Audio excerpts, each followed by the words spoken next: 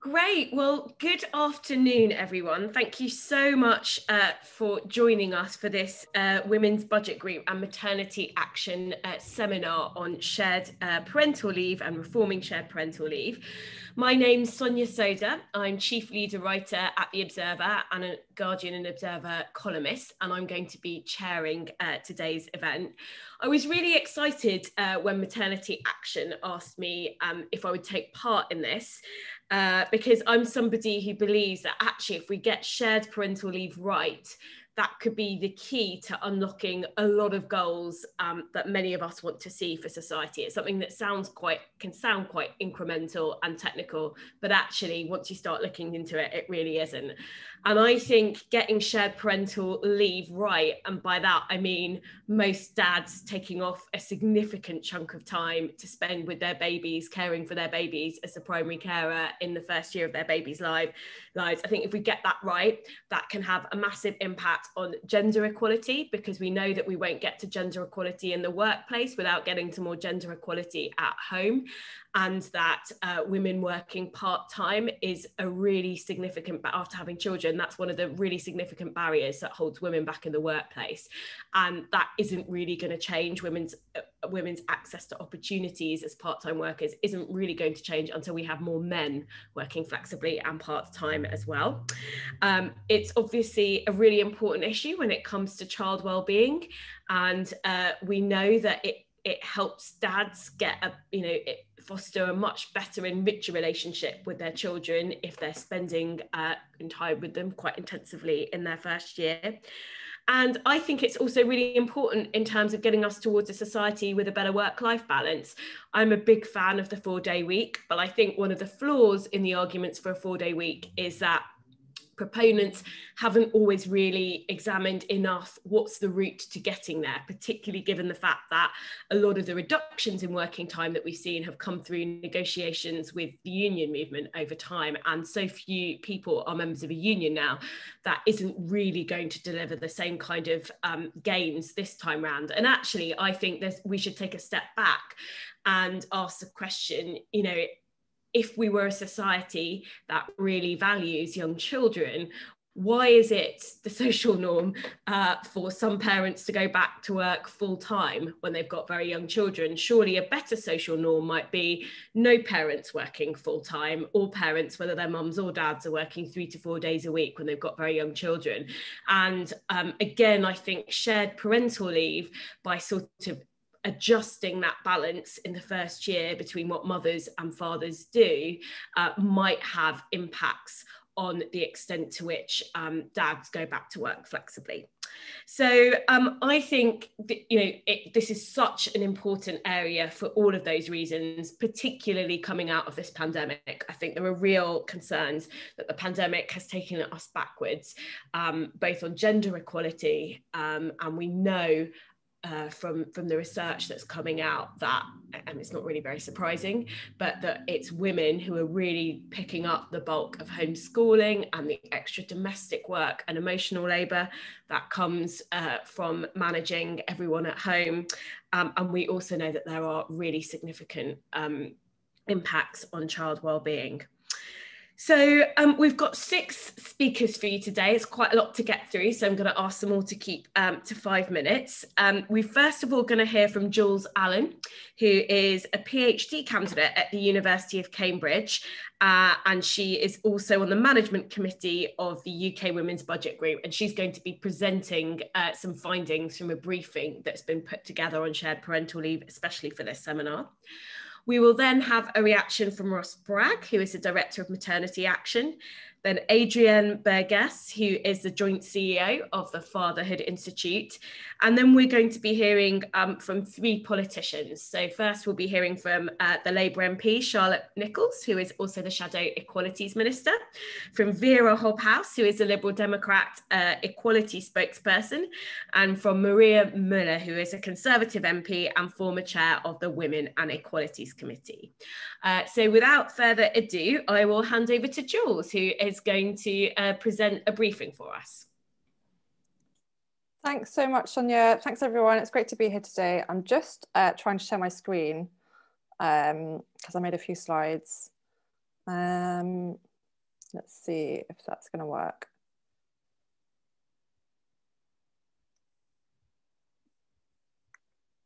Can you see the slides? Yeah. Great. Okay. So I'm going to start off by going through the issues with the current system and talk a bit about why gender equality why shared parental leave is so important for gender equality. And this information, as Sonia mentioned, is you can find it in our briefing on our website. So the most significant issue is that shared parental leave isn't actually shared parental leave. It's effectively a transfer of maternity entitlements. And as you can see on this slide, these are the entitlements that we have for maternity, paternity, and shared parental leave. 151, apart from the first 6 weeks of statutory maternity leave, they're all paid at £151.20 per week, which is about a quarter of the median UK salary, so it's very low.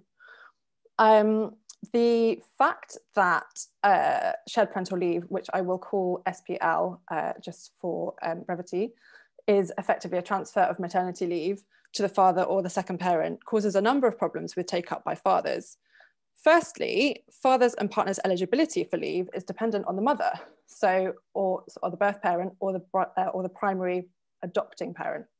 So if they're not eligible through their work status or through, for example, being a full-time student, then the partner or the father also won't be eligible to share the leave. So secondly, the evidence shows that shared transfer models, which shared parental leave is, are not very effective in promoting take-up of use by fathers. And models that provide both partners with an equal share of the leave, some of which is transferable and some of which is not, have been proven much more effective at promoting gender equal caring. Part of the barrier is that when it's a transfer of maternity leave, mothers obviously come to expect that leave is theirs, and they are reluctant to share it sometimes, not always, but sometimes. Fathers at the same time, because it's not their leave, don't feel like they have a claim to make to the leave. So the lack of specific father entitlements also means that employers don't take it as seriously because it's not ring-fenced father time, so it's seen as optional and secondary to the mother's parent, and this is completely borne out in my own research. And it also means that even if there is a policy formally at workplaces, culturally it's not acceptable to use it, and it might impact on their career progression or how they're perceived, things like that, which obviously when you've got a new baby is not something that you want to risk. And also because it's shared parental rather than father's leave or partner's leave, the majority of workplaces don't tend to, obviously there are some notable exceptions, which we hear about in the press, but the majority of workplaces don't match maternity enhancements. So I briefly raised the issue of low pay, and that's a real problem in the parental leave framework that we have because it interacts with a gender pay gap. So when, for the majority of families, the first consideration is financial. So obviously when it's low paid, the lower earner is going to be the one that takes the time out of leave. And then if that's a woman in a heterosexual partnership, it becomes obvious that they're going to be the person that takes that time out. Coverage is also an issue. So the question of who can access paid parental leave, around 28% of men and women in employment can't access paid paternity or maternity or shared parental leave due to either their employment status or their length of service. All of our leave framework, maternity, paternity and SPL, all rely on employee status. So that means that people who are classed as workers aren't always eligible for parental rights. And given increasing casualisation, obviously this intersects with people who are already experiencing precarity or in-work poverty, and that intersects with race and class. So although eligibility for maternity leave is what's called a day one right, so you're eligible from the day that you start working, eligibility for parental pay, paternity pay, maternity pay, and paternity leave, they all require 26 weeks, i.e. half a year with the employer to qualify, which is discriminatory and is a barrier to fathers and partners' use of leave that needs to change. And with the shared parental leave specifically, that policy has very low awareness, which is a key issue. So we see that maternity, paternity and parental leave policy is based on an out-of-date model that doesn't encourage sharing of care between parents.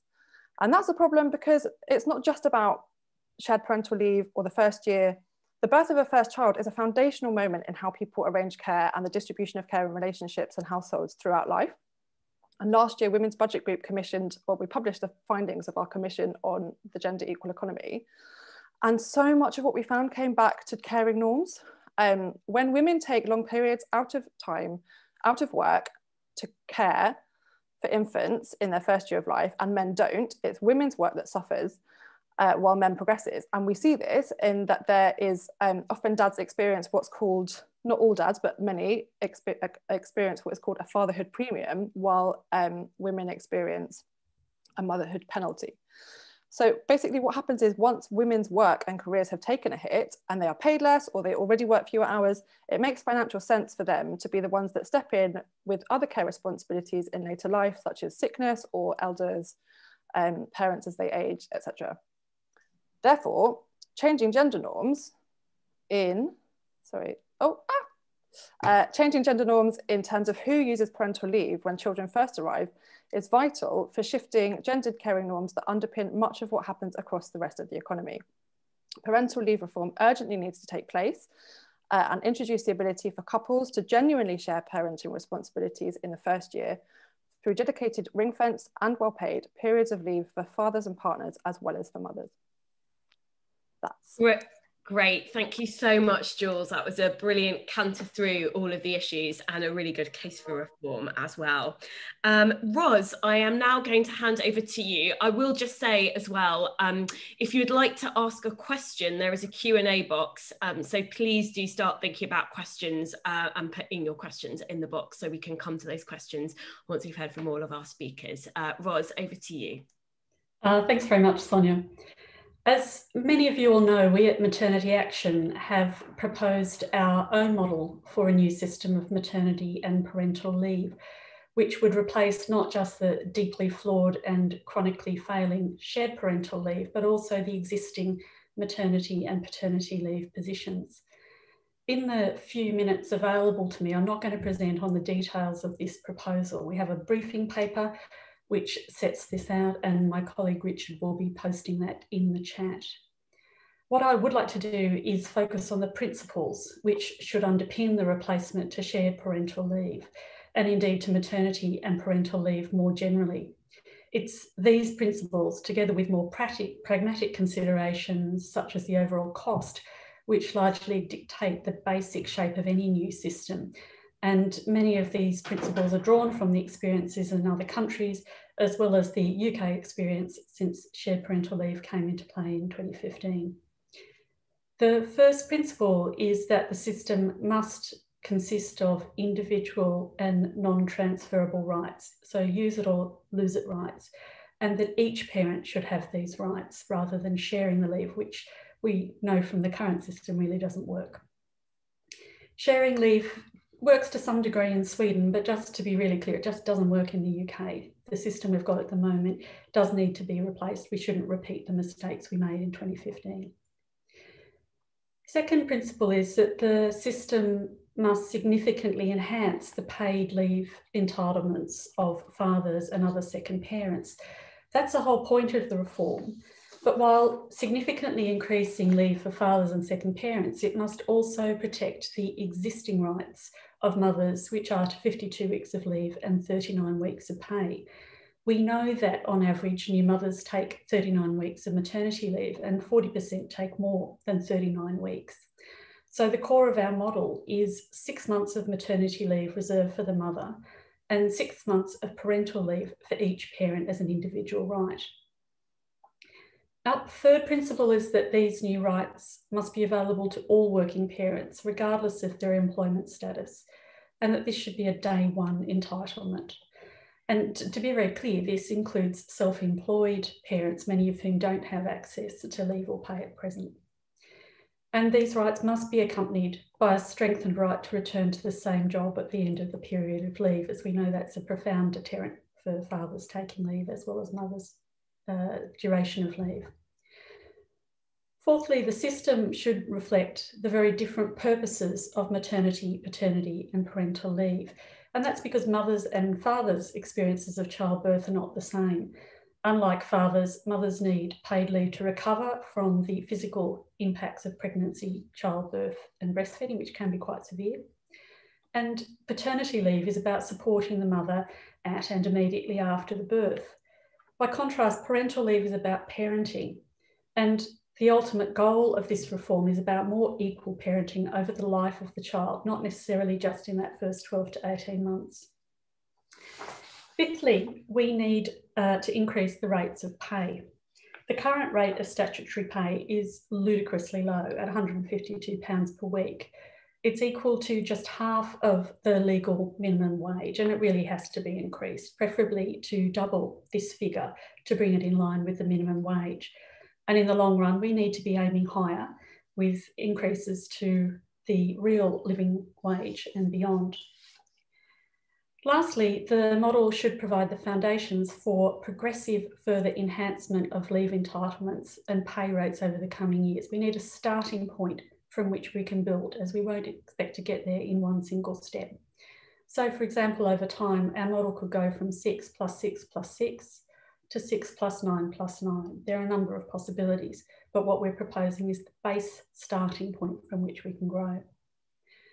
Our model hasn't been developed at a purely theoretical level, focusing on the needs of parents. It's been developed with careful consideration of the pragmatic and political questions which impact on this policy. The single most important of those questions is cost.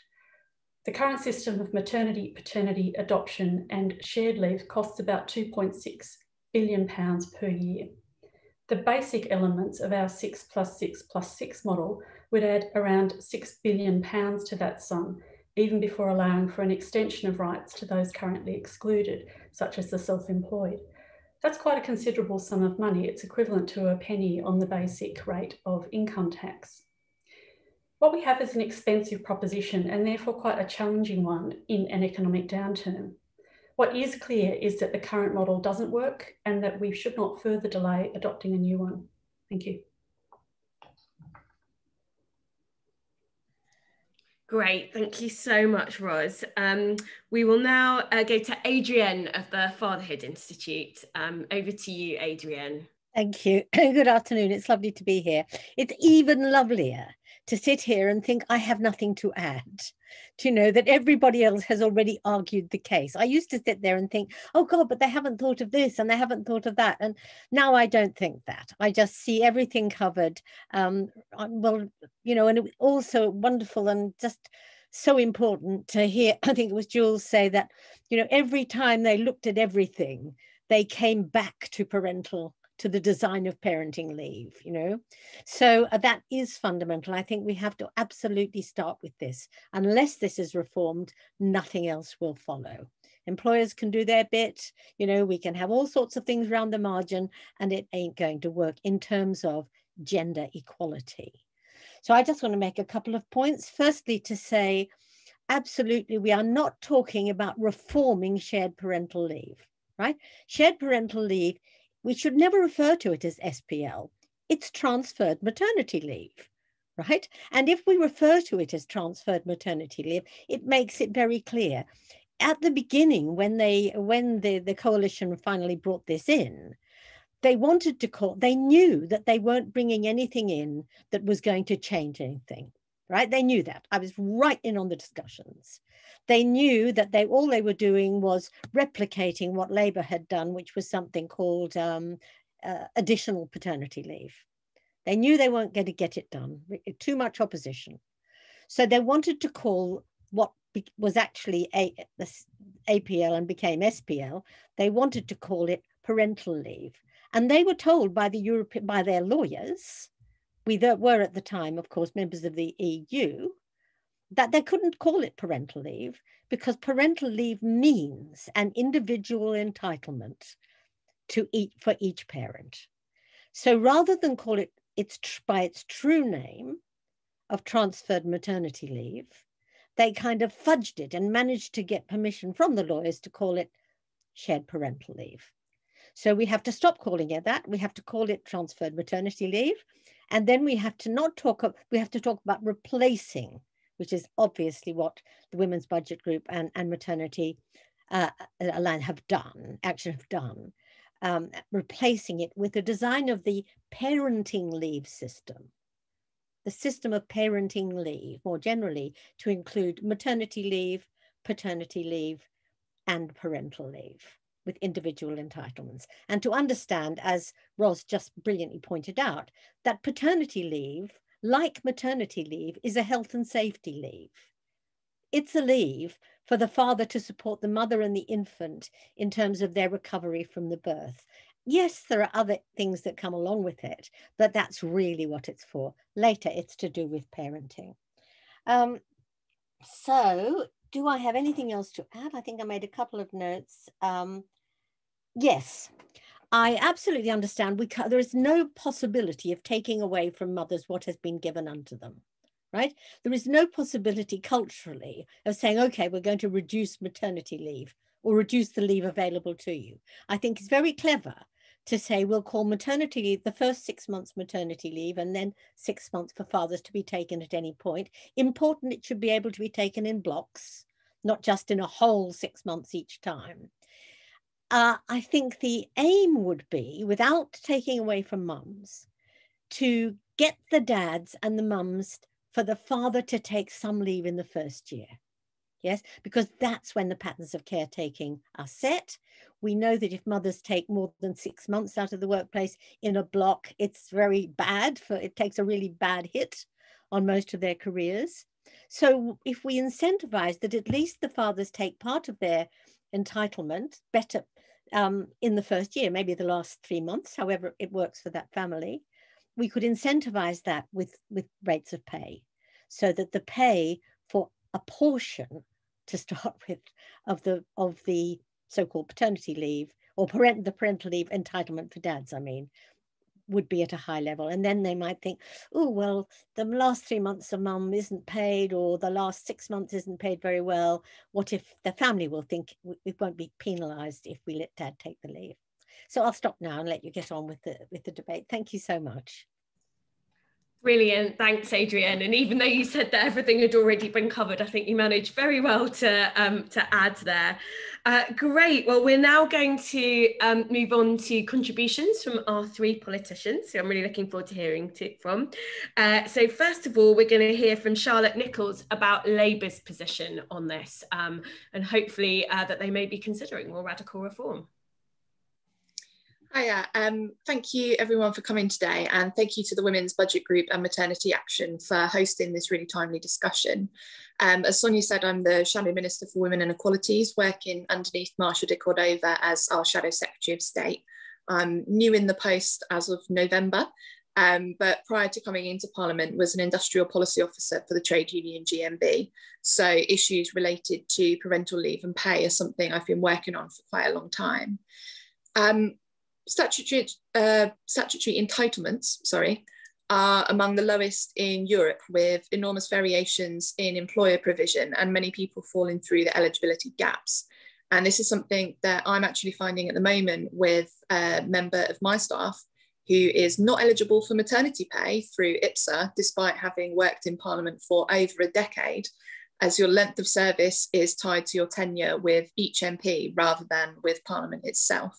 And I'm hopeful that alongside some of the changes we're seeing in Parliament in terms of maternity leave provision for ministers and for MPs, that we can have much broader measures introduced to ensure that Parliament is family friendly and really leading by example, which we're not currently doing by any measure at the moment. And as Sonia alluded to in her opening remarks, I don't think the voluntarism approach from the government towards employers is remotely sufficient, particularly in the context of the explosion in the so-called gig economy and bogus self-employment that means that many people aren't even eligible for that employer provision. I think parental leave is a really vital part of the equality agenda, as it underpins everything else, ensuring that we release the economic potential of parents, support family well-being, and allow for precious time with young children at a really vital stage of their development. In the context of the poverty levels of some of the statutory maternity and paternity provision, really addressing childhood poverty, because I think you know, something that we have seen across the piece is the fact that many parents in poverty are in work, and actually one of the drivers behind that poverty in many cases is going on to SMP or not being eligible for that in the first place because you didn't meet the income threshold, for example, for statutory maternity pay. I think family-friendly workplaces and childcare for me are issues of infrastructure, and sadly it's often been kind of dismissed or derided as a women's issue or like an equality issue, rather than something that's actually really fundamental to our society and how it's structured. And there is, of course, the social norm aspect of this, but as Jules rightly pointed out, the primary consideration here is a financial one for each individual household.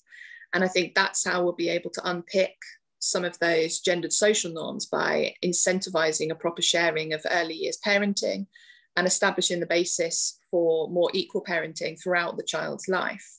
In my new role, I'm really grateful for the support that I've had from Maternity Action in terms of raising these issues up the political agenda, particularly at a time when coronavirus has naturally dominated parliamentary time. And while I think there are questions about affordability in the context of an economic downturn, I think the more important question is whether we can afford not to see some change here. I think the lesson of COVID has to actually be a willingness to think much more boldly about radical solutions, not only to the problems of today, but those of the future, because it's clear that tinkering around the edges of our current system isn't going to be enough when it comes to the pitifully low rates of uptake and the massive social and societal changes that we've seen this year, from, you know, the fact that more people than ever are working from home. Many employers who wouldn't allow it previously are actually seeing that there's been no real loss in productivity from people doing that, from people having a lot more agency to organise their working day in a way that suits their family, but also allows them to carry out their work. I think we have to take those gains forward and start to have a much bigger discussion about, well, okay, nothing is what it looked like a year or so ago. So why are we still talking about, you know, policies which, you know, were a good start, I think. And, you know, if you were going to take that kind of incremental approach, great. But, you know, I think we've come to a really interesting political space where we can have, you know, these kinds of discussions today and have a proper think about, well, what would reform actually look like? So, yeah, thank you very much for having me as part of this discussion. And I really look forward to the contributions from other speakers about how we take some of these ideas forward. Great, thank you so much, Charlotte. I'm now going to come to Wera Hobhouse. Thank you very much. And I too want to say a big thank you for organising this event, and that we are talking about these issues together in the round across the political divide, demonstrate, I think, that the time is ripe really for you know, proper change that is long lasting. I was not a part of the coalition. I'm new as the MP relatively, and I'm new into my role as the spokesperson for the Lib Dems on equalities. But Jo Swinson campaigned passionately for change. And yes, I hear, Adrienne, that what was achieved during the coalition government was, as we see it now, not enough, but that we do, as Liberal Democrats, campaign passionately on that issue, demonstrates our commitment to that we want to continue on the journey of gender equality and make sure that we get it right.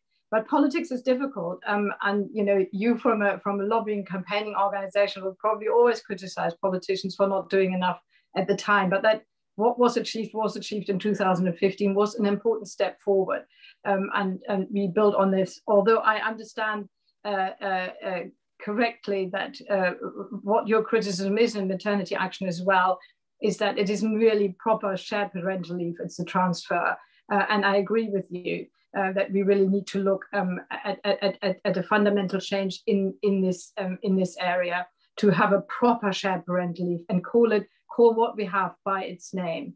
So I'm on board with that. I I will pick up also on what Ros has said, that the main barrier to change is cost. And that is really where probably the difficulties of making that fundamental big reformative change will come from. And that is always where, in the end, it's the economy stupid. It's where the big barriers are going to come from. And therefore, it is so very important to come again to the very beginning of what has been said. Why are we doing this? And point out in our campaigning to why this is so important. It is important for gender equality. It's important for child development. And it is important for getting a better work-life balance. And all of that is a win-win for society as a whole. And therefore, we are campaigning for it. And yes, it has a cost.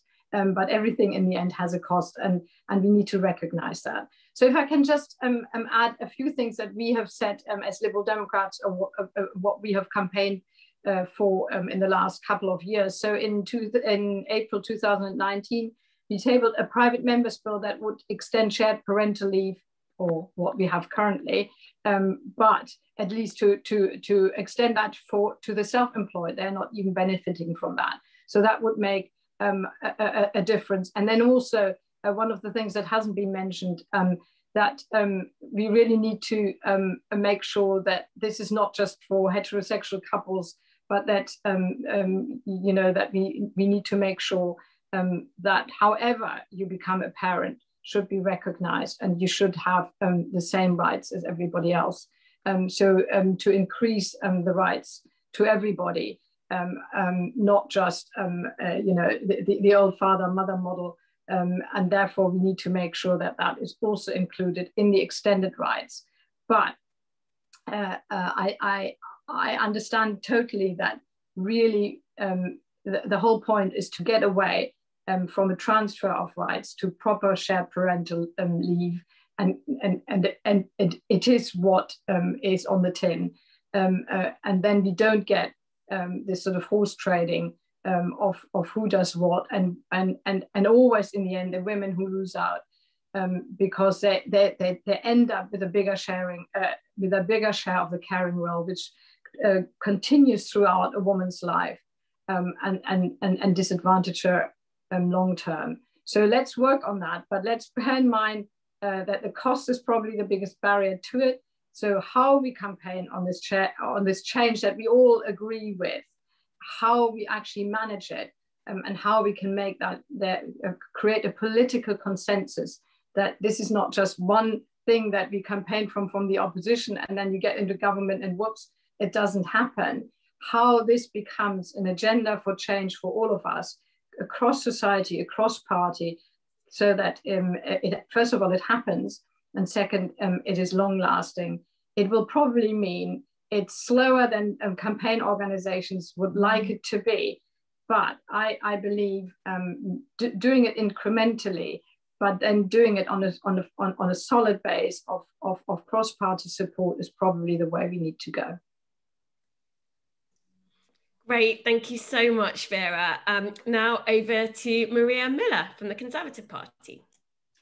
Thank you, Sonia, and thank you so much for the opportunity to contribute to this really important debate. And it's never been more important to have a modern workplace that fits modern families, and coronavirus has shown that day in, day out.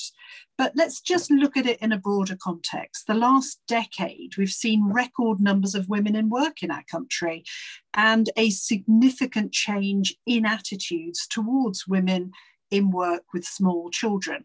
And the government has been right to do some tentative steps in trying to modernise the workplace around the right to request flexible working for everybody, which seemed like a dream 10 years ago and is now a reality. And the first step towards putting in place a parental leave policy.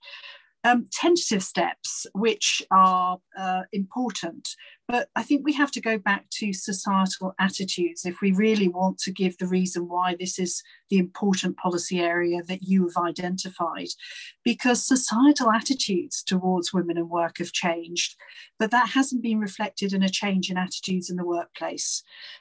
We see this, as you've already heard from previous speakers, in terms of the low levels of take-up of parental leave, driven, yes, by probably it being structured incorrectly, but also the attitude problems that were highlighted up front. We also see that 57,000 women a year feel they have no option but to leave their jobs when they're pregnant. Now, I've been pregnant 3 times, and I can't imagine it being a positive choice to want to leave work when you're pregnant because of the difficulties of getting alternative employment. But you can see that attitudes to women have not been kept up with attitudes by employers towards women in work. And then we also see amongst employers that 1 in 3 believe that women are less interested in their career when they become mums.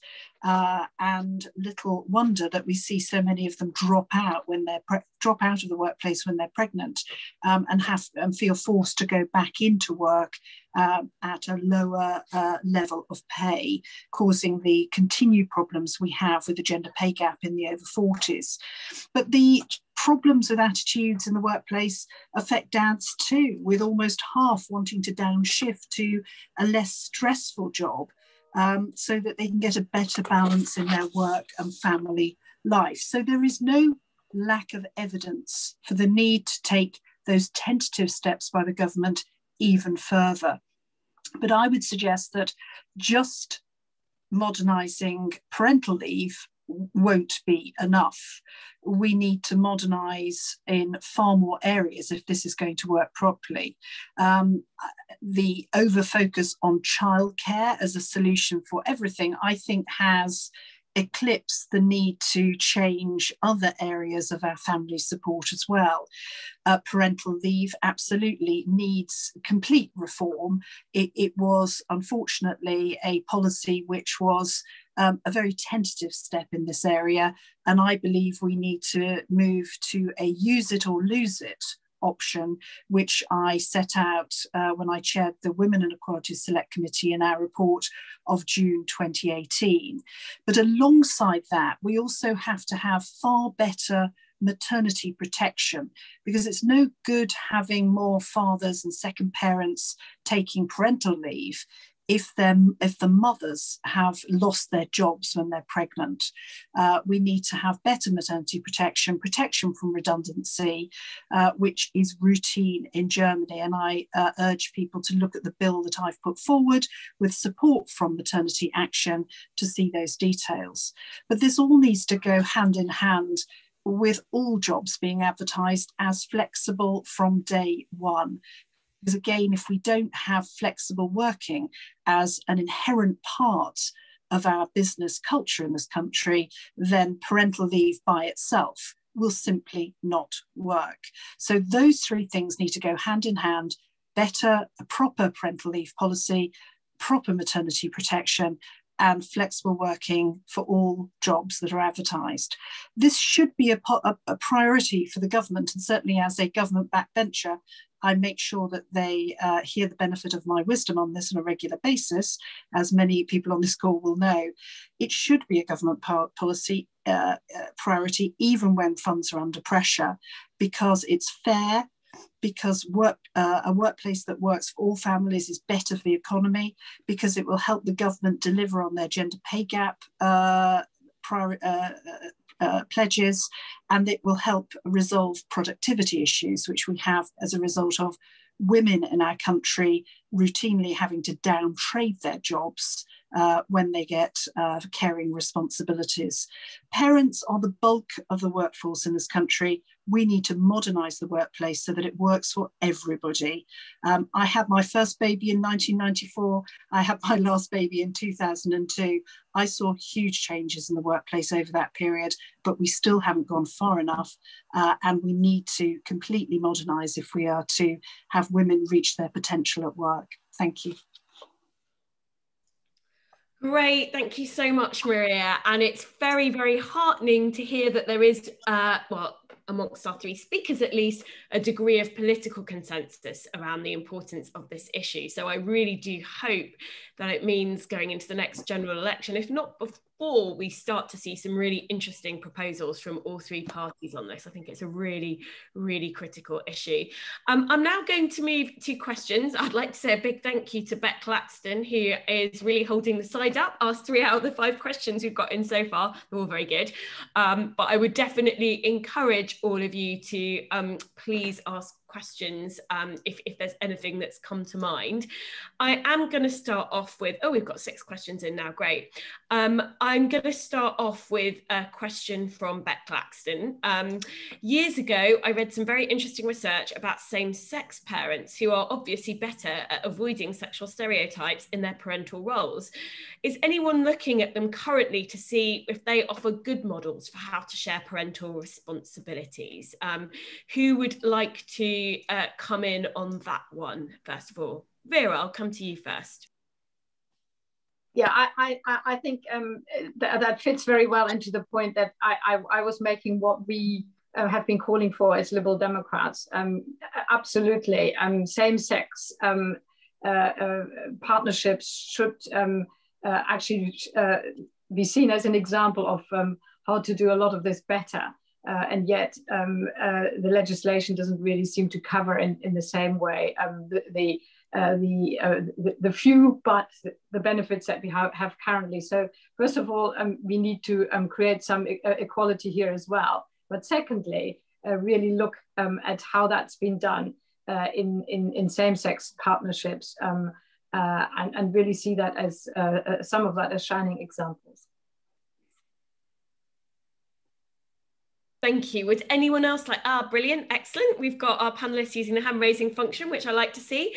Adrienne, I'll come to you first, then Jules. Yes, that's very interesting. I think we need to make clear that already some same-sex parents do have the same entitlement, as mums and dads have, because it's either, second parent or other parent, even with adoption. And adoptive parents are often very cross about this because no one's given birth. And they can't see why they can't do much more of much more sharing of the whole thing, but they're very limited the same way as heterosexual couples. So that's there. The other interesting thing is that yes, the findings are mixed on the ways in which same-sex couples, even lesbian couples, 2 women, divide their chores, and that's because the structures are still there for them too. While childcare is expensive, only one parent can get the 6 weeks paid at the high level. All these things mean that same-sex couples are also forced often into more kind of gender oppositional perspectives. And we've got a report coming out very soon called Lockdown Dads. What did you do during the pandemic, Daddy? Which is a big survey of over 2,000 fathers with children under 12 in the UK. And by an extraordinary, not a problem with the research, but we actually got 156 couples who are 2 males raising a child full-time. So not separated dads with a visiting child, but 2 men raising the child full-time. And we've written a separate report on those, and we found that they had even slightly more not gender, that's the wrong word, slightly more primary secondary parent divisions, and we think it might be an artifact of the research that the people who tended to respond to the survey, the men, were the fathers who were more in the primary caregiving role. So we can't be sure, but certainly they have some very strong primary and secondary carer divisions. Great, thank you, Adrienne. I'm going to come to Jules and then Charlotte. So Jules, you. Thanks for this great question, and thanks, Adrienne. You said a lot of what I was going to say, but the only thing that I would add is that we don't have the same experience of the heterosexual gender pay gap in same-sex couples, and that's quite a big factor. Like in lots of the research that we find that couples who are where the mother out-earns a father in opposite-sex couples, or who have the same rates of pay, find it much easier to share the leave, because the question of somebody losing, someone being kind of the obvious candidate for taking the leave because they're paid less is erased. And so the question of the gender pay gap obviously doesn't come up in same-sex couples. So that's kind of a mitigating factor to what Adrienne said to some extent. Thank you. Charlotte?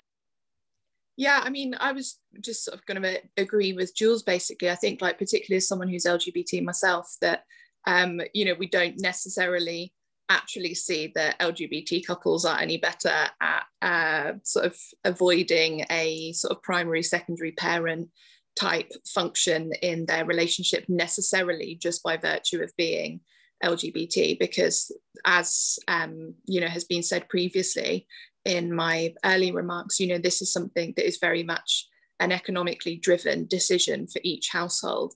And the fact is that unless, as Jules said, both parents are, paid the same in similar status roles, you still end up, regardless of how your household is made up, with having one parent take the bulk of the leave and, of course, the caring responsibilities accordingly. Thanks. And Maria, you've got your hand up. Yeah, just to add something new, the government's consulting on the reform of parental leave right now, and I asked the Minister, Paul Scully, for an update on that last year. And unfortunately, the consultation still being evaluated. But whatever comes forward has to work for all families by law.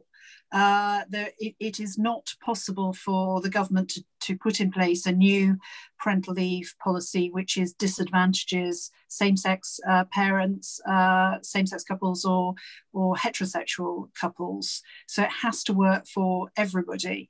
And I think that's important because, government should not be judging people based on their relationships. They should be putting in place fair and equal support regardless of the particular family circumstances.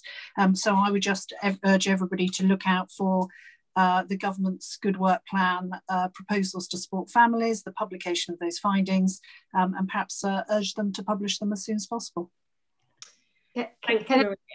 I'll come back to you in a second, Vera, just because we've got a few more questions to get through, if that's all right. So I've got a couple of questions that I'm going to put to Ros, which are sort of specifically about the maternity action model. One question is, won't the 6+6+6 model, where 6 is reserved for the birth parent and then 6 for each of the, for both parents each, won't that just result in mothers doing 12 months and fathers 6, so that women are twice as unreliable employees as men? Surely any shareable leave needs to be relatively short so that employers don't have any incentive to favour men over women. So that's a question from Susan Himmelwhite. So I'd be really interested in what your response to that is, Ros. And then one other question about the specifics of the maternity action proposal is, what about single parents under that sort of proposal? Would they be able to access the leave that would normally go to a second parent as well? And that question was from, I've lost it. I can't see who that question was from, but it was a question. All right, thank you. Okay, thanks for those questions. They're good questions, I think. And one of the challenges of making a new system work is working through all of these principled questions and practical questions. And we did actually look at particularly the circumstances of single parents, because whether it's shared parental leave or any other form of leave available to mothers, fathers, second parents, if you're a single parent, you've only got, one chunk of leave which is available to you. One possibility was allowing it to be shared with other people, so grandparents, for example. But if you actually want gender equality, if that's what you want to achieve through this process, you can't have the option for fathers to be able to pass on the leave to a grandparent. The minute you do that, you're failing in your primary objective from reshaping your maternity, paternity and shared parental leave arrangements. So we decided it's got to be an individual right. And unfortunately, if there is only one individual, there's only one collection of those rights. The other question was essentially, why don't we have the same number of months available to both parents? I think that's another way of phrasing Sue's question. And the reason is because there's different types of leave for different purposes. So quite often I think when people work in an office, they think that it's fairly straightforward to manage your pregnancy, sitting at your desk, at your computer, putting your feet up. But we need to have a system of leave that works for women who work in factories, who have to stand up all day, quite physical jobs. You need to have a leave arrangement which allows women to physically recover from the birth, because they're not going to be sitting at their desk working on their computer. They have to actually be well enough to be able to return to their desk, to their factory, or for their other physical workplaces, you know, care working, even hairdressing. You really have to look at the physical aspects. So we've separated out the maternity leave, the recovery from the birth, from the parental leave. And of course, these are maximum leave entitlements. No one has to take that duration of leave. The women can take 2 weeks if they wish, but that is there for those who need it, to be able to take that time out to recover from the birth and then to take time to parent the child. Great, thank you so much. I'm just going to go to some more questions now. And if I could ask all the panelists just to reset, so to unraise your hand so I can see, if you just click on the raise hand button again, then I'll be able to see who wants to respond to the next question that I put to you all. So we've got a good question from Harriet Glanville, who says, what are the arguments other than cost against implementing a new and better leave system that you all see most often? And what do you think the best counterpoints to those are, in your opinion? And then we've also got a question around the costs, which Mark Gatto sort of points out that, you know, there's a real question here around why we don't value care in the UK more, and how we sort of change the cultural sort of conversation around this. And a question from there's also a question, I can't remember who it's from, but around whether surely the cost could be compensated by the impact that this could have on birth rates and the sort of population dynamics, if it enables more parents to have children, I guess. So who would like to take a first stab at those? Maria, I'll come to you first this time. Brilliant, thanks so much. I think there are many arguments that will be used against reform of parental leave other than cost, and that will be particularly around the impact on smaller businesses. I would refute those arguments completely, because when I was a director of a small business, I actually found if you treat your employees the best you can, you're much more likely to retain them. And of course, recruitment costs can be horrendously high for businesses and have a disproportionate impact on small businesses. So if we want to keep reducing turnover of staff, then treat people well. In terms of the cultural conversation, I think the cultural conversation has been had in the community. I think it's just not being had in the workplace, and that's where government comes in. And government sets the tone of the discussion in business, and certainly I'm doing all I can to encourage government to engage in the importance of modernising our workplace so we can use all of the manpower and woman power in this country, and not just half of it, which is all too often what happens as women get older and fall out of the workplace and are unable to get back into it because of all the barriers that we've talked about today. Great, thank you. Charlotte. Thank you for that.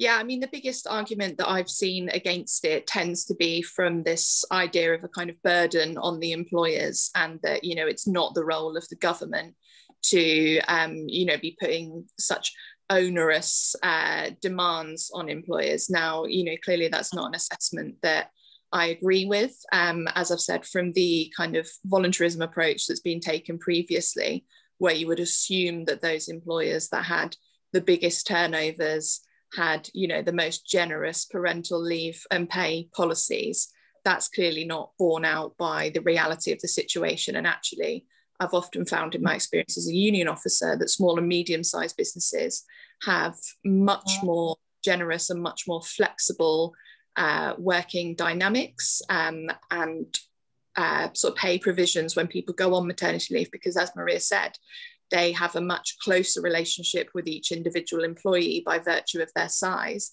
and they recognise the value of each individual employee more in many cases because of that much more direct working relationship, and the fact that, you know, they don't want to have to be retraining people to come in and do a role that someone else has been doing very well for years. They just need a little bit of time out for raising children. But I think it's also, you know, sometimes when you speak with people in government, you know, it's this idea that it's not something that dads want. You know, it's something that, you know, feminists are calling for, but no one wants, which obviously from all the dads that I speak to certainly isn't the case. Many of them would love to have much more time at home.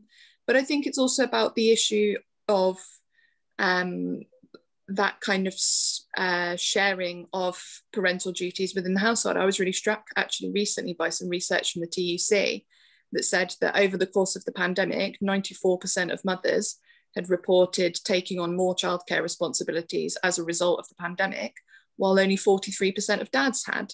And I found that quite striking that, you know, presumably, you know, you would expect to see both parents having to take, you know, a bigger share of childcare responsibilities while children are off school. And clearly that's not the case. And the earlier that you can establish that in a child's life and in a household, that, you know, it's both parents' equal and shared responsibility to raise the children, the more likely it is that throughout that child's life, not just in that first year, that that's something that you're going to see.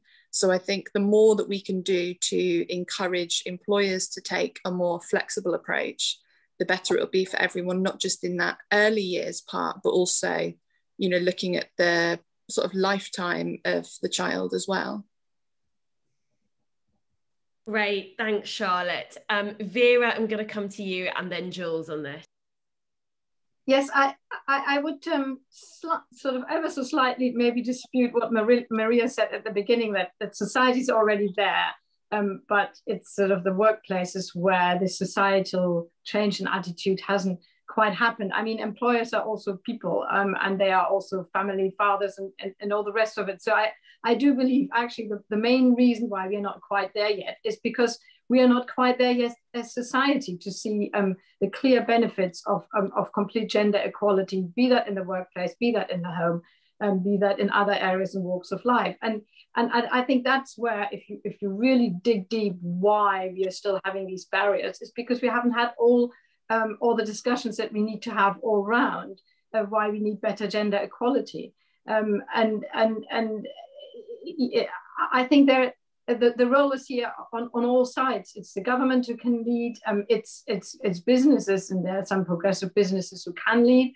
You know, one of the things that I didn't mention that is also one of our demands as Liberal Democrats is that where you actually publish your policies about your pay policies and your shared parental leave policies as a company, we've seen that when you have to publish your gender pay gap, suddenly that is a driver for change. So let's be transparent and let's make sure through government and through making that an obligation is a legal change, that big companies start with big companies and then filter down to smaller companies have to publish.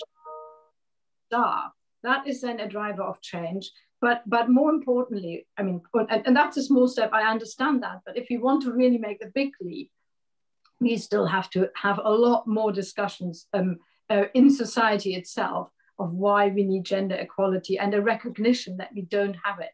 I think too many people, certainly of an older generation, and I'm slightly older, I've just become a grandmother yesterday, by the way, so this is a very timely discussion.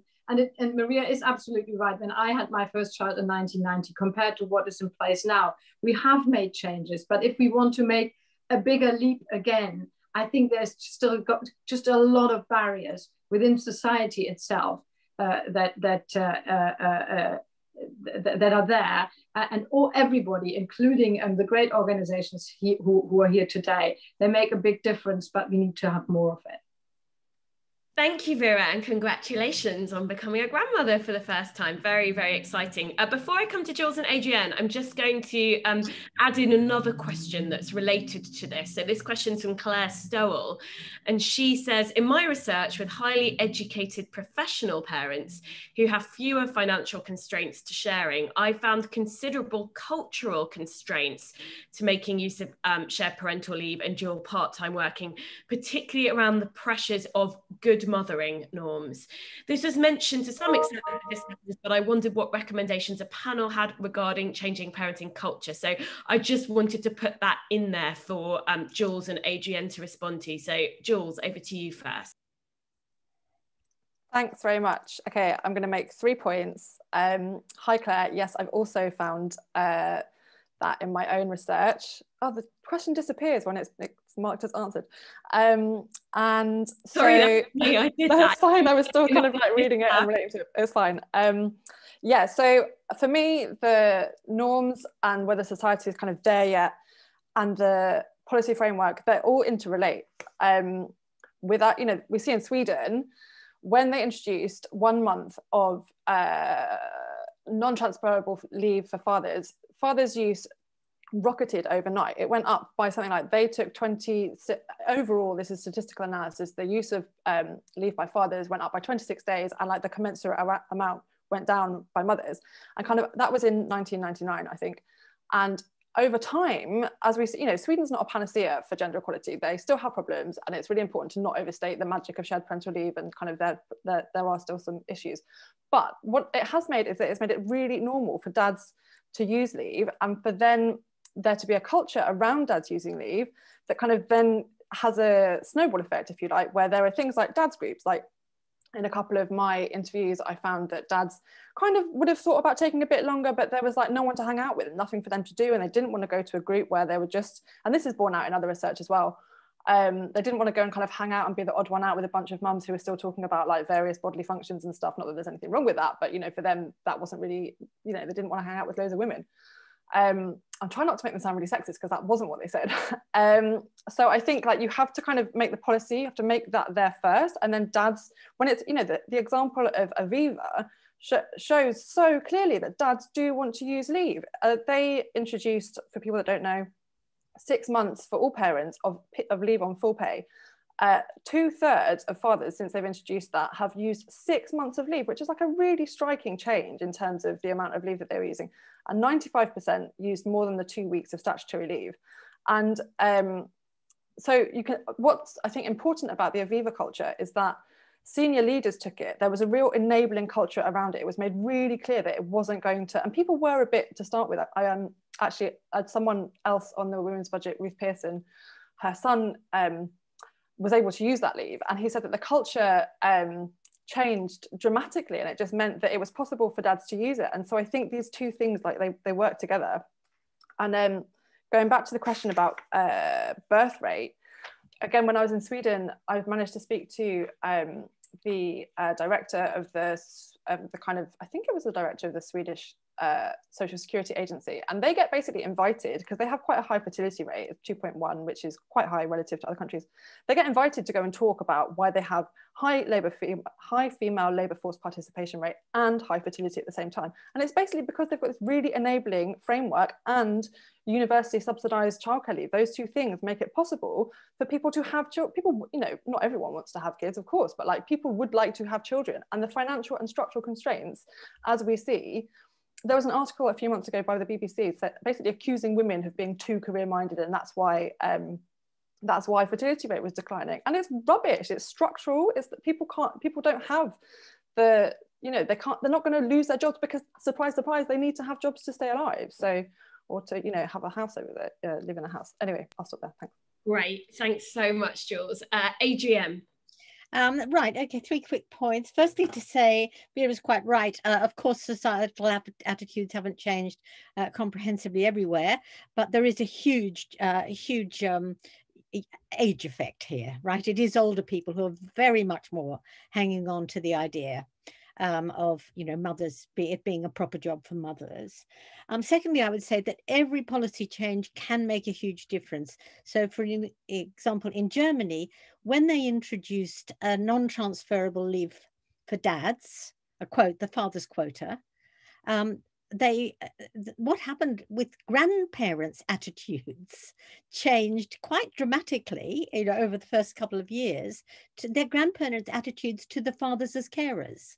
So just that policy change made the older generation think, oh yeah, they can do that too. That's fine. Thirdly, I'd say the good mothering social norms are hugely punitive and are often a kind of reaction, I think, to any opening up. Mothers feel very guilty, people blame them, and so on. And I think one of the best ways of challenging that, because we have to do that in our work all the time. If we want professionals to engage with dads, whether it's midwives or social workers or teachers, we have to, especially in the early years, talk about how men respond, you know, make it clear that mothers do not have natural skills with infants that men lack. This is a matter of practice, you know. Men's bodies respond with growth, with prolactin and all these kind of hormones once they undertake childcare. It is, so that's important. The whole idea that it's natural to mums is really, really damaging. And I'll just leave you there. I won't go on. Great, thank you so much, Adrienne. Next, I'm going to come to a couple of kind of questions about specific aspects of the legislation as it exists at the moment and potential for kind of quite urgent reform. So Helen Gray asks about, she says the last SPL legislation deliberately omitted statutory protection for flexible breastfeeding, expressing breaks and facilities at work.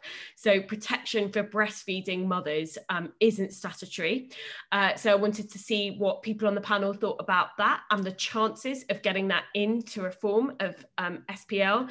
And then Fiona McTaggart asked, do you think that policies based on prior earnings, e.g. furlough, so incredibly relevant at the moment, for self-employed people should be based on full year's earnings and overlook the depressed earning of a mother during pregnancy? What can we do to sort of make this real? So two kind of questions about kind of very urgent issues and timely issues, I think. Would anyone like to come in on those? Ros, over to you. Thanks. Again, some really good questions there. It's great to start getting into some of the meat of how the leave arrangements work. We've certainly included breastfeeding rights in our proposal, and I think it's one of the great frustrations of our work that pretty much every policy document that we've seen come out around leave and pay and other arrangements for pregnant women, new mothers, new fathers has ignored breastfeeding. It's enormously frustrating. We did actually, remember, raise it with the Minister when the original Shared Parental Leave consultation began, and he explained very carefully that it was about leave and not about breastfeeding, as though you could somehow separate them out. So it does have to be incorporated into a new model. In terms of the impact of furlough on entitlements, we did a lot of campaigning quite early on to sort out some of the egregious aspects of furlough, and it is now the case that your statutory maternity pay calculations are based on your regular pay, not your furlough pay. We're very happy to get that change. We weren't quite so successful with the self-employed income support scheme, and there's been a recent judicial review challenging that. I think that's unfortunate that the government chose not to make those changes to that scheme, because I do think self-employed women were quite badly treated under the self-employed income support scheme. But I think we're coming to the end of the furlough scheme, and I think it's more about the challenges going forward to be able to create a new system that follows on from it. Thanks, Ros. Does anyone else want to come in on those sort of quite specific points? Charlotte? Yeah, I mean, in relation to the furlough, one of the things that I've been quite concerned about over the course of the past year of the pandemic is the lack of equality impact assessments that have been taking place with any of the decisions that have been taken by government, including with regards to the furlough scheme. There are a number of holes in it which particularly affect pregnant women and women who have recently given birth or on maternity leave. and it's something that we've raised with the government repeatedly. Now, in terms of people's furlough payments, they are supposed to exclude periods of depressed pay as a result of maternity pay within the guidance, but that's not something that we're really seeing enforced. And actually, I think this enforcement piece is really important, because we've seen a 46% increase in the tribunal claims backlog. And it's one thing, people having any kind of employment rights, particularly when it's to do with things like maternity discrimination, if they can't actually have those rights enforced and upheld. And I think that's one of the really key issues that we're seeing at the moment, because there isn't that kind of holistic approach across government to look at not only the financial detriment that we're seeing as a result of some of the issues to do with the furlough scheme, but also, delays in the courts, for example, and in the tribunal service with the Ministry of Justice, and, what is happening in terms of the sort of wider childcare sector, for example. So I think, one of the things that I'm hoping our kind of shadow Women and Equalities team is able to do is, holding different government departments to account, to have that really joined up approach, because I think that's something that, we haven't seen from the government over the last number of years. And actually some of the change in tone around what the role of the Government Equalities Office is kind of suggests that this is something that they're moving away from, as opposed to being, a department that holds all the other departments to account and keeps them all honest and makes sure that, everyone is being treated equally and fairly. Great, thank you so much, Charlotte. We're actually essentially at the end of the seminar now, so unless anyone's got a really burning last point that they'd like to make, I think I will draw proceedings to a close. Is that okay with all of our panelists? Excellent. I just wanted to finish by saying I think this has been such a rich and interesting discussion, and it's a real reminder, I think, that through concrete policies, actually, and I think we see this if we look internationally at places like Iceland and Sweden, concrete policy reform can actually end up changing some very deep-seated cultural norms that we think are kind of basically impossible to change because they're just the way that we've always done things. So I think this seminar has been a really, really excellent reminder of that. I hope it's something that we're all sort of continuing to talk about and advocate for. As I mentioned, I think it's particularly important coming out of this pandemic, which has really, I think, taken us backwards on gender equality, both at home, in the workplace, which is very, very, very worrying. So I think it makes these sorts of reform even more important than they were going into the pandemic. But I would just like to wrap up by saying a huge thank you, first of all, to the Women's Budget Group and Maternity Action for bringing us all together this Friday lunchtime. Big thanks to all of our panelists, who I thought all made really, really impressive contributions. And a thank you finally to all of you for joining us and for providing such interesting questions. I think fueled a really rich discussion. So thank you to all of you and enjoy your weekend. Bye-bye.